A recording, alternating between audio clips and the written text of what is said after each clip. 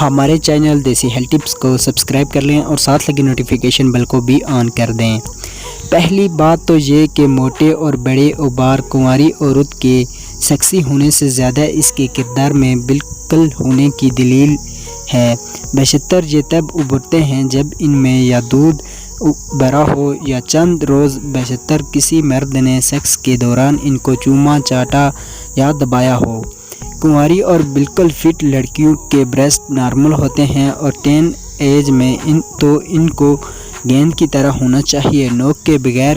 یاد رکھیں ایک غیر شادی عورت کی نپلز اسی وقت ابھرتے اور نوکیلے ہوتے ہیں جب وہ صحبت کے لیے تیار ہو چکی ہو یا اس کے جذبات ابھرے ہوں، مطلب کہ وہ سیکس کا ارادہ رکھتی ہو۔ جب ایک عورت لگاتار اس تیاری کے عمل سے گزرتی ہے تو اس کے نپل مستقل طور پر باہر کو نکل آتے ہیں اور ان کی رنگت بھی بدل جاتی ہے۔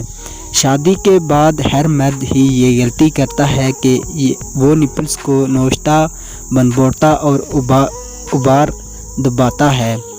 ظاہر ہے اس سے دونوں کو مزہ تو آتا ہے، لیکن ساتھ ہی عورت کی چھاتیاں اپنی ظاہری جاذبیت بھی کھو دیتی ہیں۔ ان میں موجود گلینڈز اگر گلٹی کی شکل اختیار کر لیں تو یہ مکمل طور پر صحت پتھر جیسے ابار میں بدل جاتے ہیں۔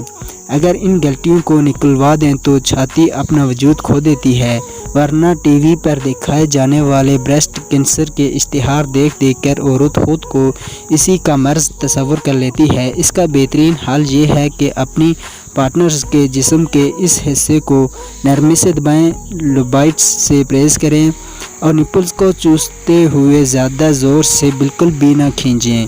شاید بہت کم لوگ جانتے ہیں کہ ان نپلز کو نوک انتہائی حساس ہوتی ہے۔ نازک ہوتی ہے۔ مرد کا اسے اپنی زبان کے نوک سے ٹچ کرنا ہی کافی رہتا ہے۔ اس کے بعد نپلز کے گرد بنے براؤن یا سیاہ دائروں کی باری آتی ہے۔ ان پر ہلکے ہلکے دانے سے بنے ہوتے ہیں۔ ان دانوں پر زبان پھیرنے سے عورت بعض اوقات اس قدر جلدی فارغ ہو جاتی ہے کہ دل ہی دل میں اپنے مرد کو دعائیں دینے لگتی ہے۔ لہٰذا جسم کے ان حصوں پر ترس کھائیں اور آپ کی اپنی ہے۔ آپ نے ہی اسے بعد میں بھی جنسی آسودگی کے لیے استعمال کرنا ہے۔